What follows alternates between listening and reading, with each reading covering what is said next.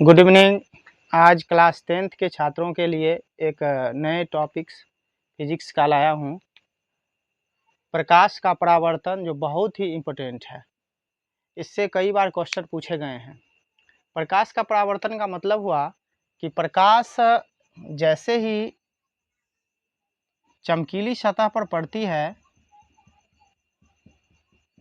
तो जिस कोण बनाते हुए आती है उसी कोण बनाते हुए रिफ्लेक्ट हो जाती है।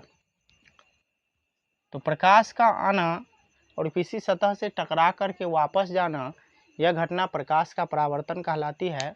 लेकिन इसको हम इस ढंग से कह सकते हैं कि जब प्रकाश की किरणें किसी वस्तु से टकराकर उसी माध्यम में लौट जाती है, इस घटना को प्रकाश का परावर्तन कहते हैं। इसको दिखाने के लिए हम लोग एक अभिलंब इस पर डालते हैं और ये देखते हैं कि आने वाली किरण जो है वो इसके साथ जो कोण बनाती है वही जाने वाली किरण भी कोण बनाती है। तो ये आने वाली किरण जो है इसको हम लोग आपतित किरण कहते हैं। किसी प्रकाश स्रोत से यदि प्रकाश किरणें किसी सतह तक आती है तो वह आपतित किरण होती है, और टकराने के बाद जब आगे की ओर निकलती है उसे परावर्तित किरण कहते हैं। और ये अभिलंब है, नॉर्मल, और यहाँ से जो एंगल बनता है उसे हम लोग आपतन कोण कहते हैं और इसे परावर्तन कोण कहते हैं। और यह एक सतह हो गया और ये हो गया आपतन बिंदु।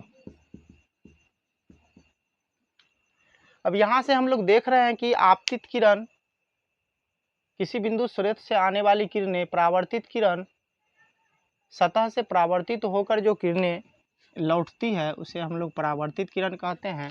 आपतन कोण आपतित किरण और अभिलंब के बीच बनने वाला कोण है, और परावर्तन कोण परावर्तित किरण और अभिलंब के बीच बनने वाला कोण है।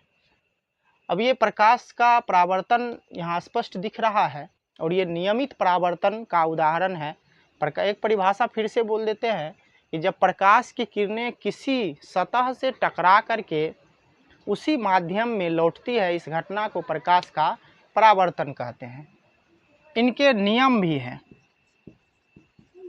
प्रकाश के परावर्तन के दो नियम होते हैं।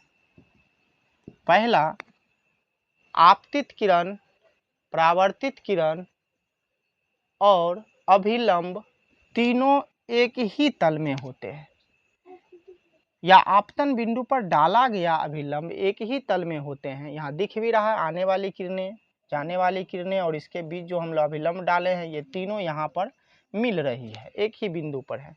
दूसरा नियम है, आपतन कोण और परावर्तन कोण बराबर होते हैं। आपतन कोण बराबर परावर्तन कोण। इसको कोण आई से सूचित करेंगे, आर से करेंगे। यहाँ से ऑब्जेक्टिव भी बनता है, यदि कोण आई का मान 40 डिग्री है तो कोण आर भी 40 डिग्री हो जाएगा, मतलब आपस में दोनों बराबर होते हैं। ये टर्म जो है नियमित परावर्तन के लिए होता है और चमकीली सतह के लिए होता है। Thank you.